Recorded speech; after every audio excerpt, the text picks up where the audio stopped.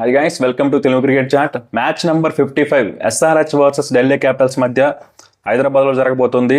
ఈ మ్యాచ్ అయితే ఢిల్లీ టీంకి అయితే చాలా చాలా ఇంపార్టెంట్ మ్యాచ్. ఎందుకంటే ఇప్పుడు టేబుల్లో కనుక చూసుకుంటే కాంపిటీషన్ అయితే చాలా హెవీగా ఉంది. ఆర్సీబీ అయితే మనకి 16 పాయింట్స్తో ఫస్ట్ ప్లేస్లో ఉంది. ఆ తర్వాత పంజాబ్ కింగ్స్ అయితే 15 పాయింట్స్తో సెకండ్ ప్లేస్లో ఉంది. ఈ రెండు టీమ్స్ అయితే ఇంకొక మ్యాచ్ గెలిస్తే ప్లే ఆఫ్స్కి అఫీషియల్గా వెళ్ళిపోతాయి. అలాగే ముంబై ఇండియన్స్ టీం కూడా వాళ్ళైతే వరుసగా 6 మ్యాచ్లు గెలిచి చాలా మంచి ఫామ్లో ఉన్నారు. వాళ్ళకి ఇంకా 3 మ్యాచ్లు ఉన్నాయి. ఆ మూడిట్లో 2 గెలిస్తే వాళ్ళు అఫీషియల్గా ప్లే ఆఫ్స్కి అయితే వెళ్ళిపోతారు. కాబట్టి ఈ 3 టీమ్స్ అయితే ఆల్మోస్ట్ ప్లే ఆఫ్స్కి వెళ్ళడం కన్ఫర్మ్. కనుక మిగిలిన ఒక్క స్పాట్ కోసం 3 టీమ్స్ అయితే డెస్పరేట్గా ట్రై చేస్తున్నాయి. అందులో గుజరాత్ టీంకి చాలా మంచి ఛాన్సులు అయితే ఉన్నాయి. వాళ్ళు 10 మ్యాచ్ల్లో 7 మ్యాచ్లు గెలిచి వాళ్ళు కూడా చాలా మంచి స్ట్రాంగ్ పొజిషన్లో ఉన్నారు. కాబట్టి ఇక్కడ ఢిల్లీ టీం అయితే ఖచ్చితంగా మిగిలి ఉన్న 4 మ్యాచ్ల్లో అట్లీస్ట్ ఒక 3 మ్యాచ్లు గెలిస్తే వాళ్ళు కన్ఫామ్గా 100% ప్లే ఆఫ్స్కి వెళ్తారు. లేదా మిగిలి ఉన్న 4 మ్యాచ్ల్లో 2 మ్యాచ్లు గెలిచినా ప్లే ఆఫ్స్కి వెళ్ళే అవకాశాలు ఉన్నాయి. కాకపోతే ఇక్కడ గుజరాత్ టీంతో అయితే ఢిల్లీ టీంకి చాలా కాంపిటీషన్ ఉండే అవకాశం ఉంది. కాబట్టి ఖచ్చితంగా ఈ మ్యాచ్లో ఢిల్లీ టీం అయితే ఖచ్చితంగా గెలవాలి. ఈ మ్యాచ్ కనుక ఢిల్లీ టీం ఓడిపోతే వాళ్ళ ప్లే ఆఫ్స్ అవకాశాలు అనేవి ఇంకా జటిలంగా మారిపోతాయి. ఇక అదర్ హ్యాండ్ మనకి ఎస్ఆర్హెచ్ టీం విషయానికి వస్తే వీళ్ళు ఈ మ్యాచ్ గెలిచినా ఓడిపోయినా వీళ్ళకి వచ్చే నష్టం లేదు, అలాగే లాభం లేదని చెప్పాలి. ఎందుకంటే వాళ్ళకి ఇప్పుడున్న పరిస్థితుల్లో ఎస్ఆర్హెచ్ టీం వాళ్ళ మిగిలి ఉన్న అన్ని మ్యాచ్లు గెలిస్తే 14 పాయింట్స్తో టేబుల్లో ఫినిష్ అవుతారు. 14 పాయింట్స్తో ఇప్పుడున్న పరిస్థితిలో 14 పాయింట్స్తో ప్లే ఆఫ్స్కి వెళ్ళడం ఆల్మోస్ట్ ఇంపాసిబుల్ అని చెప్పాలి. కాబట్టి ఎస్ఆర్హెచ్ టీం అయితే ఖచ్చితంగా ప్రైడ్ కోసం వాళ్ళ ఫ్యాన్స్ కోసం అయితే మ్యాచ్ ఆడతారని అనుకుంటున్నా. ఇక రెండు టీమ్స్ యొక్క ప్లేయింగ్ లెవెన్స్ ఎలా ఉండబోతున్నాయి, ఏ టీంకి గెలిచే అవకాశం ఉంది అనే విషయాలు చూసుకుంటే ముందుగా హెడ్ టు హెడ్ రికార్డ్ చూసుకుంటే రెండు టీమ్స్ మధ్య మొత్తం 25 మ్యాచ్లు జరిగాయి. అందులో 13 మ్యాచ్ల్లో ఎస్ఆర్హెచ్ టీం గెలిస్తే 12 మ్యాచ్ల్లో ఢిల్లీ క్యాపిటల్స్ అయితే గెలిచారు. ఈ సంవత్సరం జరిగిన మ్యాచ్లో అయితే ఢిల్లీ క్యాపిటల్స్ అయితే గెలిచారు. ఆ మ్యాచ్ వైజాగ్లో జరిగింది, మనకు అందరికి గుర్తుండే ఉంటుంది. ఆ మ్యాచ్లో మిచెల్ స్టార్క్ అయితే 5 వికెట్లు తీసి ఎస్ఆర్హెచ్ పతనాన్ని అయితే శాసించాడు. కాబట్టి ఈ match Mitchell Starc versus SRH ఓపెనర్స్గా సాగే అవకాశం కూడా లేకపోలేదు. ఎందుకంటే స్టార్క్కి అటు ట్రావిస్ హెడ్ మీద చాలా మంచి రికార్డు ఉంది. అలాగే అభిషేక్ శర్మని కూడా 2 సార్లు అవుట్ చేసాడు గతంలో. కాబట్టి మిచెల్ స్టార్క్తో ఎస్ఆర్హెచ్ బ్యాటర్స్ ఎలా ఆడతారో చూడాలి. ఇక టాస్ విషయానికి వస్తే ముందుగా టాస్ గెలిచిన కెప్టెన్ అయితే ఖచ్చితంగా చేజింగ్కే వెళ్తారు. ఒక మంచి బ్యాటింగ్ ఫ్రెండ్లీ వికెట్ ఉండబోతుంది. కాబట్టి టాస్ గెలవడం కూడా చాలా ఇంపార్టెంట్. ఈ మ్యాచ్లో చేజింగ్ చేసిన టీంకి ఖచ్చితంగా అడ్వాంటేజ్ ఉండే అవకాశం ఉంది. ఇక రెండు టీమ్స్ యొక్క ప్లేయింగ్ లెవెన్స్ విషయానికి వస్తే ముందుగా ఢిల్లీ టీం అయితే లాస్ట్ 2 మ్యాచెస్లో బ్యాక్ టు బ్యాక్ లాసెస్తో కాస్త ఫామ్ అయితే కోల్పోయారని చెప్పాలి. కోల్పోయారని చెప్పడం కాదు కానీ ఫామ్ అయితే కాస్త డిప్ అయింది.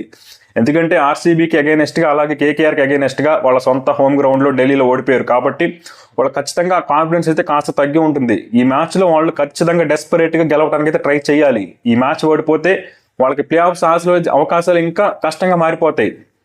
కాబట్టి ఢిల్లీ క్యాపిటల్స్ ప్లేయింగ్ లెవెన్లో ఏమైనా మార్పులు చేస్తారా అంటే మార్పులు అయితే ఏం చేయాల్సిన అవసరం లేదు. వాళ్ళ సేమ్ టీంతోనే వస్తారనిపిస్తుంది. కాకపోతే వాళ్ళ బ్యాటింగ్లో ఆ ఇన్కన్సిస్టెన్సీ అయితే కాస్త ఉంది. అది కాస్త సరి చేసుకుంటే సరిపోతుంది. ఎందుకంటే కరుణ్ నాయర్ అయితే ఫస్ట్ తను ఆడిన మ్యాచ్లో చాలా బాగా పర్ఫామ్ చేశాడు. తర్వాత ఏ మ్యాచ్లో కూడా తను సరిగ్గా పర్ఫామ్ చేయలే. కాబట్టి కరుణ్ నాయర్ అయితే ఒక లాంగ్ ఇన్నింగ్స్ ఆడాలి.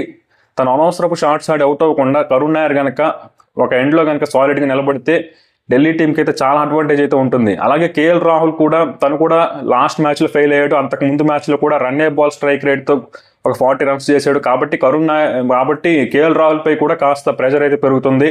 అలాగే లాస్ట్ మ్యాచ్లో అభిషేక్ పోర్లు ఫెయిల్ అవ్వడం కూడా ఢిల్లీ టీం ఓటమికి ప్రధాన కారణం అని చెప్పాలి.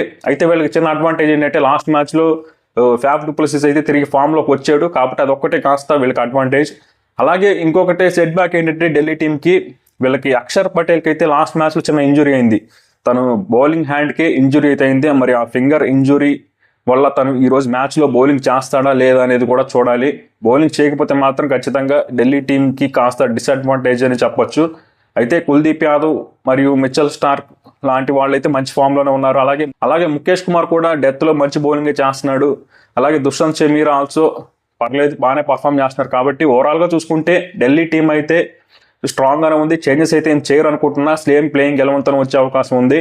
ఇక అదర్ హ్యాండ్ ఎస్ఆర్హెచ్ టీం విషయానికి వస్తే వీళ్ళ ప్లేయింగ్ లెవెన్లో అయితే ఏమైనా మార్పులు ఉంటాయంటే ఇషాన్ కిషన్ ప్లేస్లో ఎవరినైనా కొత్త బ్యాట్స్మెన్ ఏమైనా తీసుకొస్తారేమో చూడాలి. ఎందుకంటే ఇషాన్ కిషన్ ఈ టోర్నమెంట్లో ఒక సెంచరీ చేశాడు. రీసెంట్గా మనకి చెన్నైతో జరిగిన మ్యాచ్లో ఒక 40 అంత కొట్టాడు. ఆ 2 ఇన్నింగ్స్లు మినహాయించి ఇషాన్ కిషన్ అయితే ఈ టోర్నమెంట్లో ఏమీ సరిగ్గా ఆడలేదని చెప్పాలి. కాబట్టి ఇషాన్ కిషన్ ప్లేస్లో మేబీ స్మరణ్ రవిచంద్రన్ అనే ఒక బ్యాట్స్మెన్ ఏమన్నా తీసుకొస్తారేమో చూడాలి. అలాగే మహమ్మద్ షమీ ప్లేస్లో ఏమన్నా ఇంకొక స్పిన్నర్ని ఏమన్నా తీసుకొస్తారా, మేబీ రాహుల్ చహర్ని ఏమన్నా ట్రై చేస్తారా చూడాలి. మహమ్మద్ షమీ అయితే ఈ టోర్నమెంట్ మొత్తం కూడా తనైతే ఫెయిల్ అయ్యాడు. నన్ను అడిగితే మహమ్మద్ షమీ ఆపేసి ఐపీఎల్ ఆపేసి తను నెక్స్ట్ ఇంగ్లాండ్తో టెస్ట్ సిరీస్ జరగబోతుంది కదా, ఆ సిరీస్కి తను ప్రాక్టీస్ చేస్తే బాగుంటుంది. మేబీ ఆ సిరీస్ అయితే టీమిండియాకి చాలా చాలా ఇంపార్టెంట్. కాబట్టి షమీ అయితే ఇక్కడ ఈ ఐపీఎల్ మ్యాచ్లు ఆడడం కంటే కూడా రెడ్ బాల్ క్రికెట్ మీద ఫోకస్ పెడితే చాలా చాలా బాగుంటుంది. ఇంకా అలాగే ట్రావిస్ హెడ్ కూడా ఈ సంవత్సరం అంత బాగా పర్ఫామ్ చేయలేదని చెప్పాలి. బ్యాటింగ్లో అయితే నిజంగా ఎస్ఆర్హెచ్కి అయితే చాలా ప్రాబ్లమ్స్ ఉన్నాయి. అలాగే బౌలింగ్లో కూడా లాస్ట్ మ్యాచ్లో హర్షల్ పటేల్ రన్స్కి వెళ్ళిపోవడం, ప్యాట్ కమిన్స్ రన్స్కి వెళ్ళిపోవడం, ఇక్కడ ప్యాట్ కమిన్స్ కెప్టెన్సీ కూడా అంతంత మాత్రంగానే ఉందని చెప్పాలి. ఈసారి ప్యాట్ కమిన్స్ ఏంటంటే ఈసారి స్పిన్నర్స్ని అయితే తను పెద్దగా ట్రస్ట్ చేయట్లేదు. ఎప్పుడు కూడా ప్యాట్ కమిన్స్ అయితే ఫాస్ట్ బౌలర్స్ని నమ్ముకుంటున్నాడు, దెబ్బతింటున్నాడు. కాబట్టి ఈ మ్యాచ్లో అయినా ఒక ఎక్స్ట్రా స్పిన్నర్ని ఏమైనా తీసుకొస్తాడేమో చూడాలి మహమ్మద్ షమీ ప్లేస్లో. కాబట్టి ఓవరాల్గా చూసుకుంటే ఎస్ఆర్హెచ్ టీంలో చాలా చాలా ప్రాబ్లమ్స్ ఉన్నాయి. బ్యాటింగ్లో ప్రాబ్లమ్స్ ఉన్నాయి, బౌలింగ్లో ప్రాబ్లమ్స్ ఉన్నాయి. ఈ టోర్నమెంట్ స్టార్టింగ్లో మనం ఎస్ఆర్హెచ్ బ్యాటింగ్ చాలా బాగుంది, బౌలింగ్లో ప్రాబ్లమ్స్ ఉన్నాయి అనుకున్నాం. కానీ నిజంగా చెప్పాలంటే బౌలింగ్లో ఎన్ని ప్రాబ్లమ్స్ ఉన్నాయో బ్యాటింగ్లో అంతకంటే ఎక్కువ ప్రాబ్లమ్స్ ఉన్నాయి ఎస్ఆర్హెచ్ టీంలో. ఇక ఓవరాల్గా ఈ 2 టీమ్స్లో ఏ టీంకి గెలిచే అవకాశం ఉందంటే మాత్రం ముందుగా ఢిల్లీ టీం అయితే బ్యాటింగ్ బాగుంది, బౌలింగ్ బాగుంది. కాకపోతే బ్యాటర్స్ కాస్త ఇన్కన్సిస్టెంట్గా పర్ఫామ్ చేస్తున్నారు. లాస్ట్ 2 మ్యాచెస్లో సరిగ్గా పర్ఫామ్ చేయలేదు బ్యాటర్స్, అందుకే ఢిల్లీ టీం అయితే ఓడిపోయింది. బౌలింగ్లో మాత్రం ఢిల్లీ టీంలో ఎలాంటి ప్రాబ్లమ్స్ అయితే పెద్ద కనిపించట్లా. ఇక ఎస్ఆర్హెచ్ టీం విషయానికి వస్తే వీళ్ళు బ్యాటింగ్లో బౌలింగ్లో 2 డిపార్ట్మెంట్స్లో ప్రాబ్లమ్స్ ఉన్నాయి. కాబట్టి ఖచ్చితంగా ఈ మ్యాచ్లో ఢిల్లీ క్యాపిటల్స్కి అయితే కాస్త ఎడ్జ్ అయితే ఉంది. కాకపోతే ఎస్ఆర్హెచ్ టీం ఏమన్నా నథింగ్ టు లూజ్, వాళ్ళు ఇంకా కోల్పోయేది ఏం లేదు, జస్ట్ వాళ్ళ ఫ్యాన్స్ కోసం వాళ్ళ ప్రైడ్ కోసం ఆడాలి అనుకుంటే వాళ్ళు మేబీ గెలిచే అవకాశం ఉంది. కాకపోతే ఈ మ్యాచ్ అయితే ఖచ్చితంగా ఢిల్లీ క్యాపిటల్స్కి ఇంపార్టెంట్ మ్యాచ్. వాళ్ళు 100% ఈ మ్యాచ్ గెలవడానికి ట్రై చేస్తారు. ఫామ్ పరంగా చూసుకున్నా ఖచ్చితంగా ఢిల్లీ క్యాపిటల్స్కే ఈ మ్యాచ్లో కాస్త స్లైట్ ఎడ్జ్ అయితే ఉంది. మేబీ చూడాలి ఏం జరుగుతుందో.